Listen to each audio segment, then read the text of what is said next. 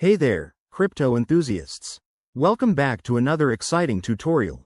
Today, we're diving into how to withdraw Matic from Kucoin to Binance in 2025. If you're looking to move your Matic tokens seamlessly between exchanges, you're in the right place. This process is straightforward, but always remember, crypto transactions involve real money, so double-check everything to stay safe. First things first, make sure you have accounts set up on both Kucoin and Binance. Also, enable two-factor authentication, 2FA, on both platforms for added security. It's a must in 2025's evolving crypto landscape. Okay, let's jump in. Step 1. Log into your Kucoin account. Head over to the Assets or Wallet section and find your Matic balance. Click on Withdraw next to Matic. You'll see a form pop up. Here's where the magic happens. Step 2.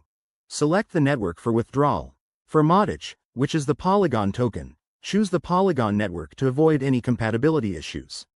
This is crucial because using the wrong network could lead to lost funds. Step 3. Now, grab your Binance deposit address. Log into your Binance account, go to the Wallet section, and select Deposit for Matic. Copy the address provided. Make sure it's for the Polygon network to match. Step 4. Back on Kucoin, paste that Binance address into the withdrawal form. Enter the amount you want to withdraw, but don't forget to leave room for network fees. These can vary, so check current rates to avoid surprises. Step 5. Review all the details carefully. Double-check the address, amount, and network.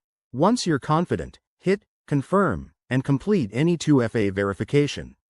You'll get a confirmation email or notification. Keep an eye on that. Step 6. Sit tight and wait for the transaction to process.